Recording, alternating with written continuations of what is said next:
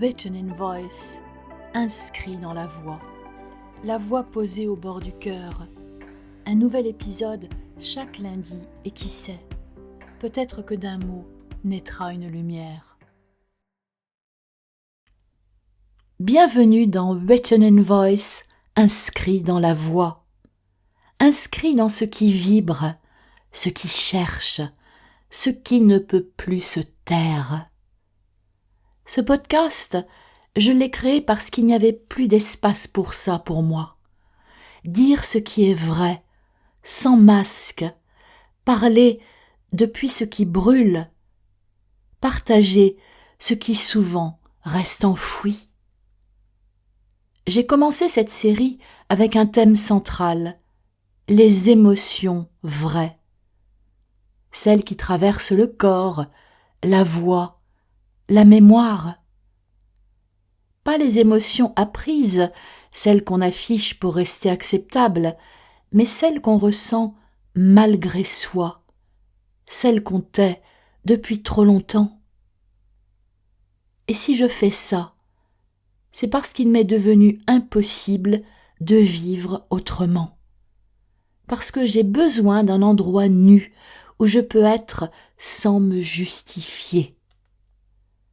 Et peut-être que toi aussi, tu as besoin d'entendre ça, ou de t'entendre à travers ça.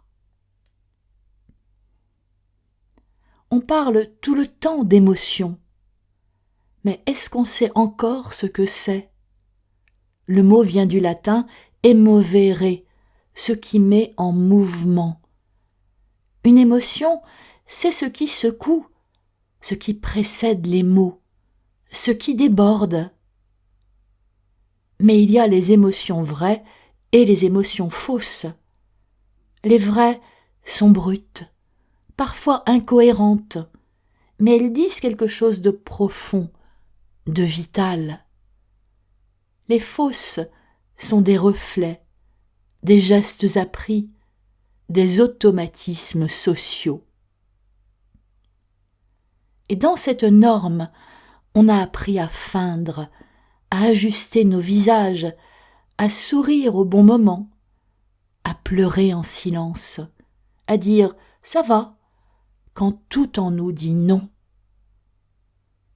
C'est ce que dénonçait le psychiatre britannique Hardy Lang quand il écrivait « Les gens normaux ont quelque chose de mort à l'intérieur ». Ce qu'il appelait normal, ce n'est pas la santé ni le bon sens, c'est la conformité vide. Les rôles qu'on endosse pour ne plus déranger. Ce qu'on devient quand on a trop étouffé ce qui nous traverse vraiment. Quand on fonctionne, mais qu'on ne ressent plus. On croit souvent que l'authenticité, c'est bon pour les moments seuls, pour l'art ou la confession. Mais être vrai, ce n'est pas un luxe, c'est vital. On peut survivre en se coupant de soi, mais vivre vraiment, ça demande une présence entière. Ça demande de sentir, d'être traversé, de ne pas fuir ce qui monte. Dans notre société, on fonctionne, on remplit les cases, on tient. Et le plus cruel, c'est que souvent même dans la famille, même entre amis, on porte encore un masque. La solitude, la vraie, ce n'est pas d'être seul, c'est de ne pas pouvoir être soi, même entouré.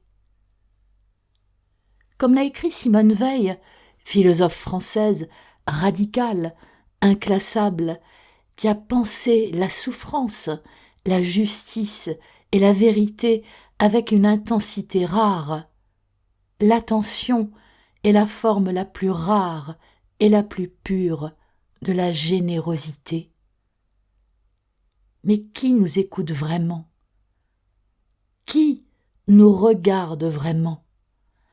Qui accepte ce qui est cru sans vouloir le lisser. C'est pour ça que je parle ici. Moi, je n'ai pas beaucoup d'amis.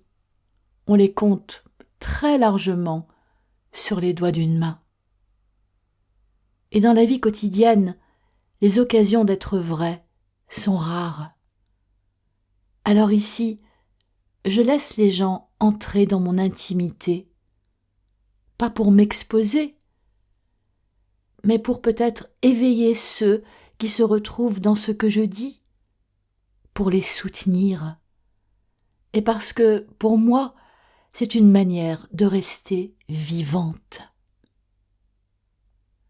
Je ne mets pas mes émotions sous plastique.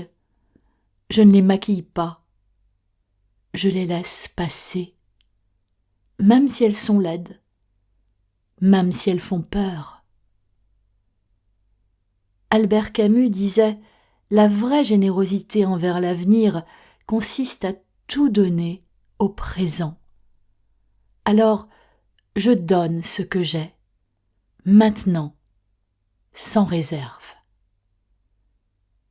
Parce que je crois qu'on ne peut pas véritablement vivre sans être vrai, et qu'une émotion vraie, même si elle fait mal, mène toujours à plus de vie.